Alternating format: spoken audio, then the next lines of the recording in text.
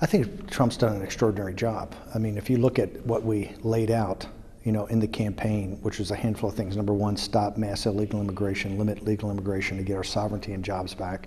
Number two, start to bring jobs back from Mexico and China. And number three, get out of these pointless foreign wars. Across the board, the economy's at 3%, unemployment, black unemployment, all-time low, Hispanic unemployment, 17-year low. Wages for the working class are starting to rise initially. And I think the most importantly, his engagement.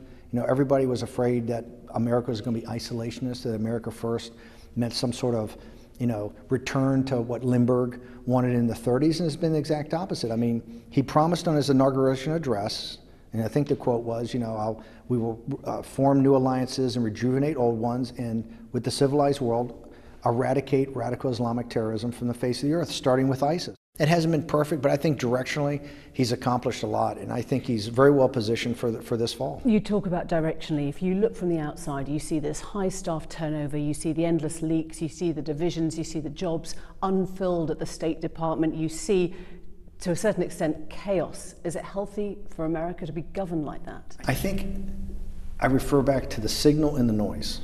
Okay?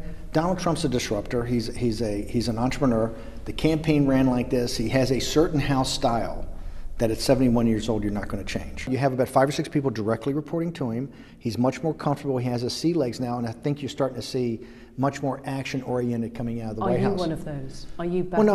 Well, no. Look, he's got the outside guys of Corey, Bossie. I am there. I've got a C4 that I've set up to kind of do messaging. I take everything to attorneys because I'm in the middle of the Mueller. Well, I'm in the middle of the Mueller investigation, right? The very first thing when Mueller brings you in there, one of the very first things he wants to know is your conversations with the president. I think that very shortly that either Rosenstein is going to take the direct order of the President of the United States, or I think Rosenstein will be fired. Do you think Mueller should be fired? I do not think Mueller should be fired. Bob Mueller's an honorable guy. He's a combat Marine. He's somebody that served his country. I don't agree with everything that's been going on in the special counsel, but I think he's run it. I hope at some time he does issue the report. Rudy Giuliani says it's going to be some time. Do you think Donald Trump should testify? I do not think that the president should testify. I just don't. I don't think it rises to that level. I think he can answer those questions in writing. I do think he ought to answer the questions. Why wouldn't you let him then? Because when the president assumes a position of being above the law, it doesn't look... By the way, he's not above the law. I said he should answer the questions in writing. The President Trump, let's step back for a second. In the Reagan, the Clinton, and the Bush administration all had situations with this, right? Even in Nixon, all had situations in this where you had a special counsel or a special prosecutor, okay? Trump, unlike any of the others, waived executive privilege immediately and shipped over 1.1 million documents and then made everybody in the White House go up and answer every question on Capitol Hill. The president should definitely cooperate with the special counsel, but I don't think he has to go sit as a witness. And I would tell Rudy that the president shouldn't, unless it's absolutely necessary. The president should answer those questions in writing. You are seen as the architect of the 2016 election, the man who, if you like, closed the deal, delivered Trump to power. Is that fair? No, that's totally not fair. You got to remember, Trump is unique in American political history. He's his own closer. And one of the things that came in with 88 days to go, now he was down 12 or 16 points, depending on how you look at it, in double digits in battleground states, but all you need to do was kind of refocus the message. Compare and contrast Hillary Clinton. What was not being done was hold Hillary Clinton up as the guardian of a corrupt and incompetent establishment. And Donald Trump would be the tribune in this kind of populist nationalist ride. And so the Make America Great Again, that had real traction. And all Trump had to do was give people permission to vote for him, particularly about being commander-in-chief. So what was your role then? Well, I came in as CEO and I helped, recalibrate. Look, they had kind of lost their message. He had been criticizing the Gold Star parents and the Mexican judges, and people had just kind of lost focus. I stepped in and just kind of got the thing refocused. And by the way, all you have to do is deliver Trump on a stage, right, in front of a crowd, and use social media to kind of drive people around it. Donald Trump closed that deal. You told Trump that he could win after the Access Hollywood tape emerged, 100%, in which he 100%. described grabbing women by the pussy. What made you so sure that voters wouldn't reject a president who admitted to that? On August 13th, when I stepped in and took the job as CEO, he was 16 points down, double digits down. I said, to 100% metaphysical certitude, you will win this. if you focus on the handful of messages about the American working man and woman in our country.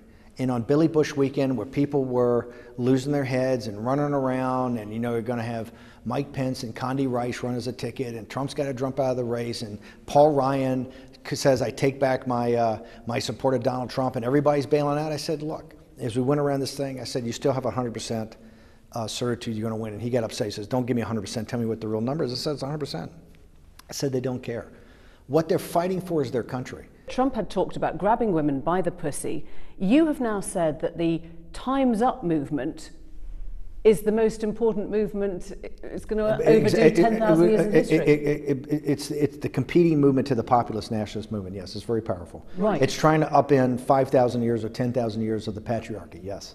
So that's going to make things harder. It's Handmaid's Tale as a political movement. Right. So isn't that going to make things difficult for Trump? I think in the irony, I think that I tell people that it was divine providence that allowed our band of pirates to win the presidency with Donald Trump on Election Day. It took kind of divine intervention. But in the great irony, President Trump, for some reason, triggers this Time's Up movement. And so that's one of the reasons I think they're so impassioned. So why did you back Roy Moore then for the Senate race in Alabama last December? He was accused of sexual misconduct against underage girls. Hang on. I don't believe the charges against Roy Moore. I've looked at the charges. I don't believe the charges. I just don't believe it. You don't sit here thinking, I backed the wrong horse. No, that absolutely was a bad judgment. Absolutely not, no. I think there's a big lesson. There's certainly a lesson for the evangelical right, that the establishment Republicans of Mitch McConnell would rather have a Democrat in that seat than to have someone that's a member of the evangelical right. No, I do not believe the charges against Roy Moore. You were the White House chief strategist, and one of the first things you put in place was the travel ban from 7 majority Muslim countries.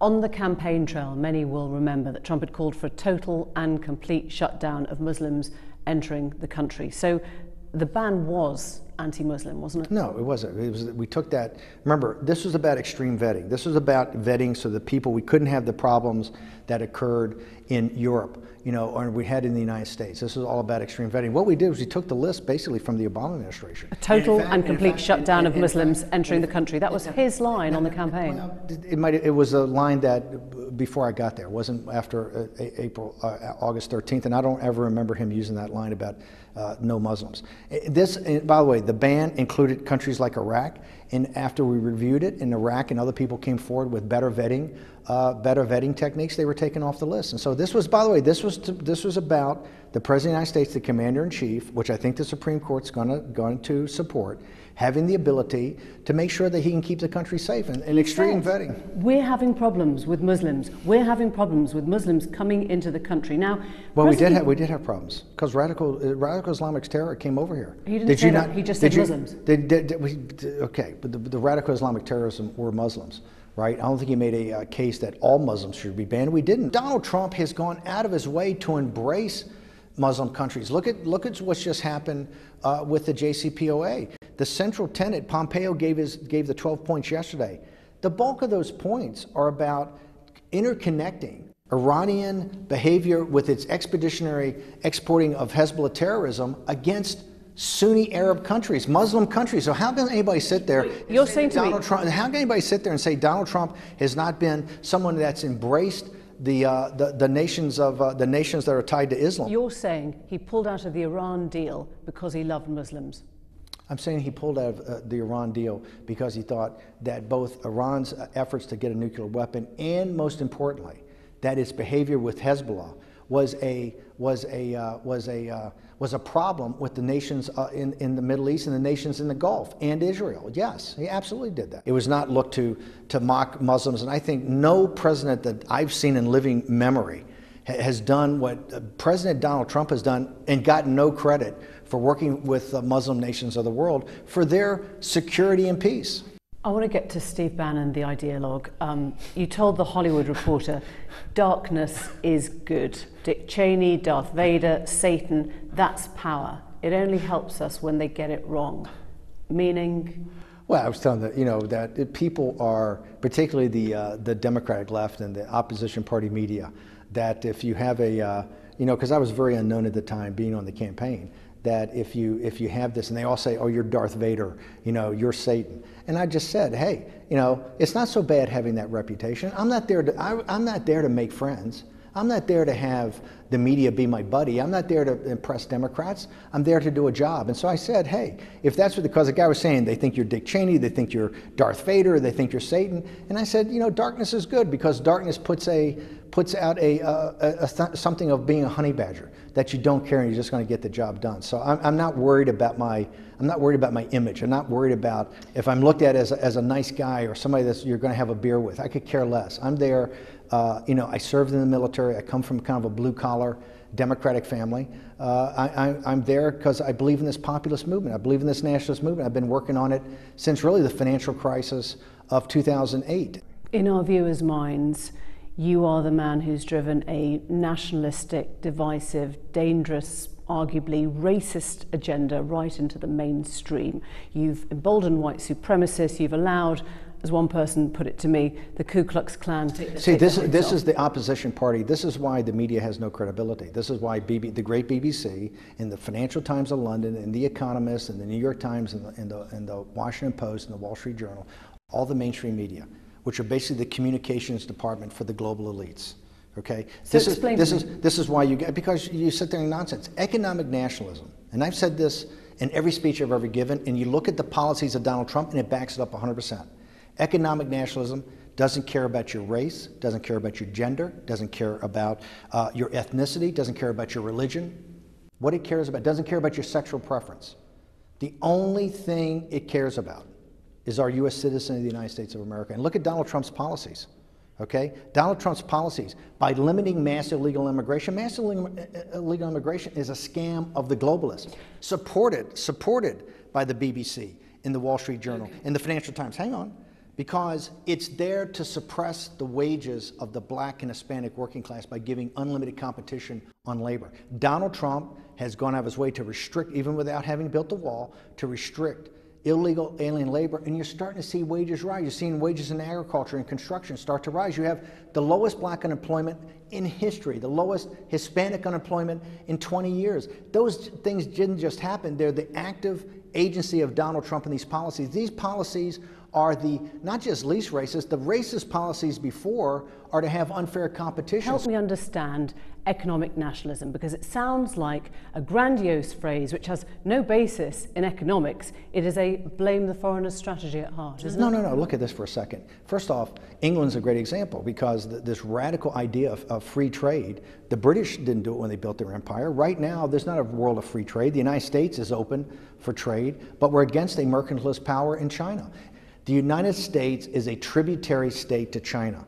We're Jamestown to their Great Britain. We send them, you know, natural gas and soybeans and hogs and beef and Boeing jets and Apple products. Oh, excuse me, we don't send Boeing jets and Apple products anymore, because they do those in joint ventures in China. We send virtually no high value added manufacturing. That can't continue. This is one thing the globalist elite and their mouthpieces in the Financial Times make it seem like it's the second law of thermodynamics that these jobs happen to be shifted to China. That's total BS. So it is not. Those jobs can come back if you enforce reasonable trade. They're a mercantilist power. They don't play by any of the rules. And yet the elites in this country cheered them on. Oh, if China just gets wealthy, if China develops a middle class, they're going to be a liberal democracy. Well, hey, guess what? That's wrong. This is more than just economics. Okay, when we talk about tariffs, it's just not about some sort of jobs. It's just not about prices of products. It's about dignity. It's about self-worth. It's about people who feel that they mean something in their community. You make such a forceful argument. If it is all about trade, why do you go around the world befriending fascists? Why do you allow David Duke of the Ku Klux Klan to say that you've been really helpful? Will you stop? This is the mainstream media. These guys don't exist unless you make them a big deal. They're totally irrelevant as far as, first off, they're all cranks. Donald Trump has said that, I have said that, they're all cranks. And it's a very, Spencer and Duke, these guys are cranks. The only reason they exist is because MSNBC and BBC's down there with the camera giving them a platform. If you cut them off, nobody would ever hear from them. Look at the company you keep in Europe. Here, you told a rally of Le Pen supporters, when they call you a racist, wear it as a badge. Okay, but hang on, don't just go through. What was the buildup? I said Donald Trump has the lowest black unemployment in history. Donald Trump has the lowest Hispanic unemployment in 25 years. If you look at the policies of Donald Trump, okay? Anybody.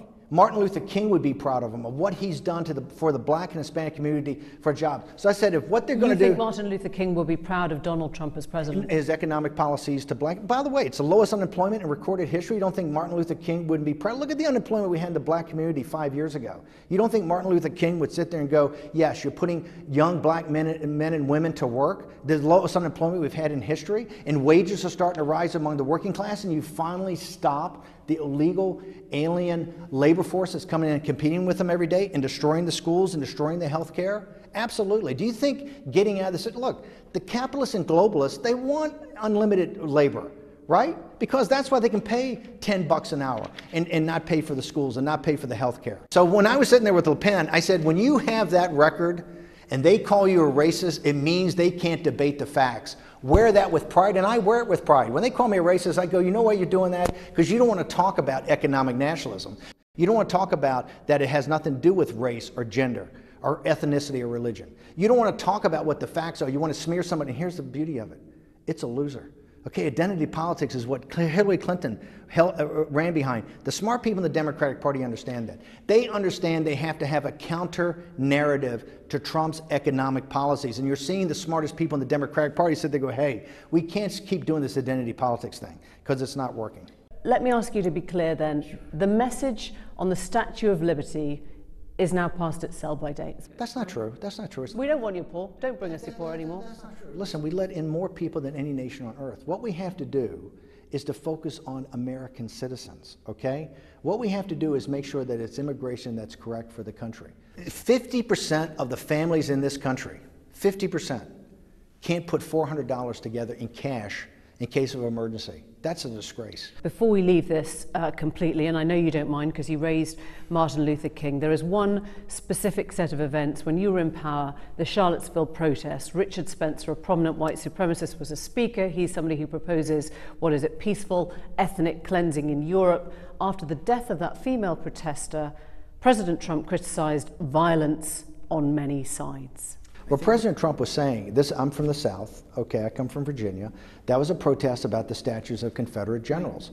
And what President Trump is saying, because he said, where does it end? Does it end in Mount Vernon? Does it end in the Washington Monument? Does it end in the founders that were slaveholders? Does it end in people like Lincoln and other people that, that might have not had the sensibilities about African Americans we have today? His point was on that original protest, there were good people on both sides. That's a protest of some people saying, hey, these statues are about Southern culture and they have to stay. And other people He wasn't talking about statues. Hang on.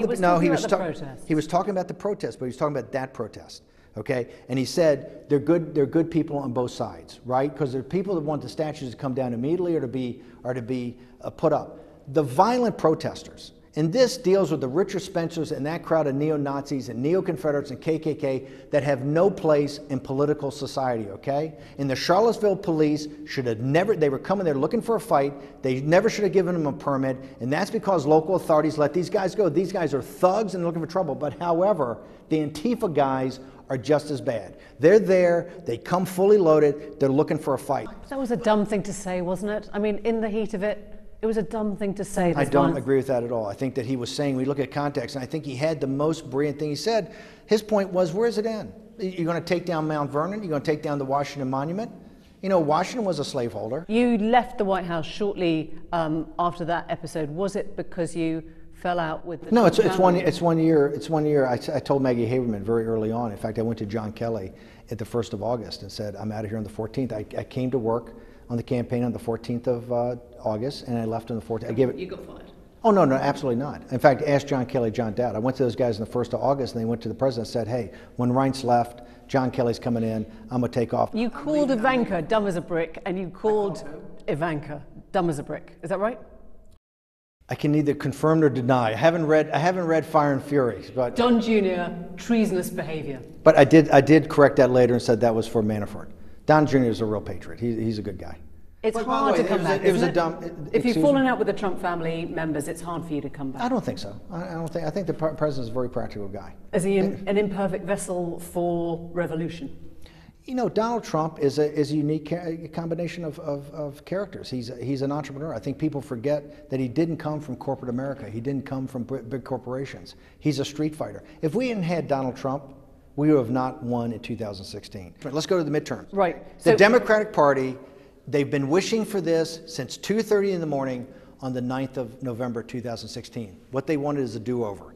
They've bitched and moaned and whined about everything. It's Russia's fault. It's that it wasn't the popular vote. They've had every excuse in the world. So they finally got what they want. They're going to have a do-over. This November 6th, it's going to be an up or down vote on the impeachment of Trump. I mean, he talked about that. You think he's going to win, or you think he can hold on to both chambers? I think we'll hold on to both chambers. I didn't think at first the way things were going with the power of the Time's Up movement and the energy in the Time's Up movement, I thought that people were unfocused. They're trying to run on tax cuts.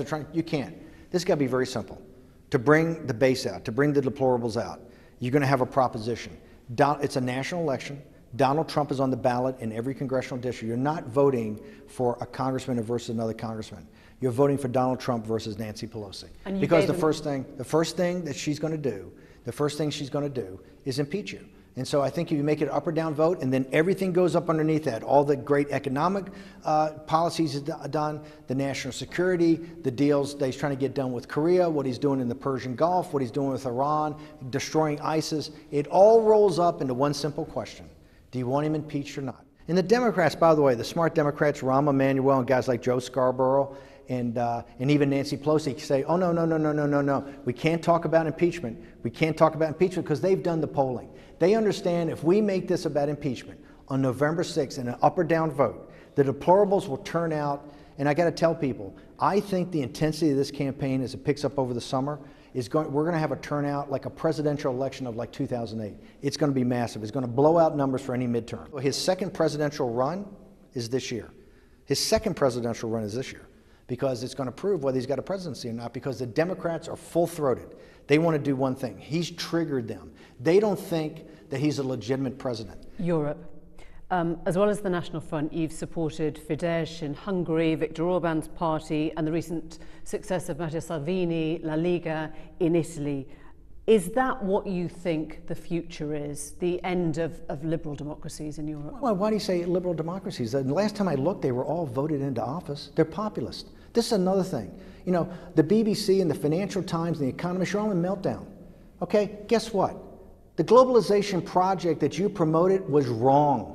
Okay, it didn't work. It's time to embrace that. And when people in Hungary or in the Czech Republic or in Italy want to take their country back and want to get their sovereignty back and want to get their citizens back, it's not the end of the world. You guys all sit there, it's the end of the liberal democracy, it's the rise of fascism. Look at what happened in Italy. In Italy, you had a right-wing populist party and a left-wing populist party. You had Donald Trump and Bernie Sanders. And when you guess have what? Hang on. And it came together. Kind of what I said. I just kind of threw it out there after I said, if you could put your basic economic differences aside and join up, you would actually have something that had over 60% of the vote and you'd have real power. And you could show what populism could do. What I think that Italy shows that we're beyond the left-right, paradigm that we've had. We're in a new age. So does it matter to you when Viktor Orban is talking about defending Christian Europe, or when he's saying he doesn't want a colourful country? You know what that means. I think Viktor Orban is a patriot of Hungary, and I think the people of Hungary have to decide that. I think what does patriot mean? Does it mean somebody who doesn't want people of other colours? When Viktor Orban says something about protecting the Judeo-Christian West, okay, I don't think that's the end of the world. And by the way, Donald Trump and the deplorables, the people that Hillary Clinton say are irredeemable, they believe that Western Christendom and the Judeo-Christian West and the values that we have, okay, even for secular people, are worth defending. And I think that's what this movement's about. The United States is not going to be isolationist. We want to be allies. What you can't be is a protectorate. It's time that the Europeans and NATO stepped up and were a partner to the United States to try to defend the West. Last question. You talk about allies. You were there when Theresa May met Donald Trump at the White House. What did he think of her? Because there is all this admiration for Brexit, yet Emmanuel Macron comes in and he's the new best friend and he's going to choose the trade deal with the EU. We know that. Well, I think that, look, Macron and the president have no way to say it, has a special relationship. You got to remember, Macron was a Rothschild's banker, so he knows how to focus on a client. I mean, he's done a very good job of building a personal relationship with President Trump. President Trump likes him a lot. And by the way, they had a great time in the United States, and Macron goes to Congress and basically dumps all over the populist nationalist movement. They have a relationship. I think people have to get comfortable. Well, I think Theresa May, it's not that he doesn't have a relationship. He very much loves the United Kingdom. He's built the golf courses in Scotland. His family's heritage is from Scotland. He has a very deep feeling for the British people. Nigel Farage is quite close to him. And so, are we going to get that trade deal post-Brexit? Oh yeah, absolutely. I don't think there's any doubt. The trade deal with the United Kingdom and the United States, as we told, when I was there, when the guys came in, we said as soon as you're eligible to negotiate it, which is not yet, you'll get a trade deal very quickly. So I don't think there's any doubt that the United Kingdom will get a trade deal, and get a trade deal that's a fair trade deal between two partners. Would Steve Bannon ever stand for office? No, I'm not a politician. I'm a street fighter. Steve Bannon, thank you. Thank you for having me.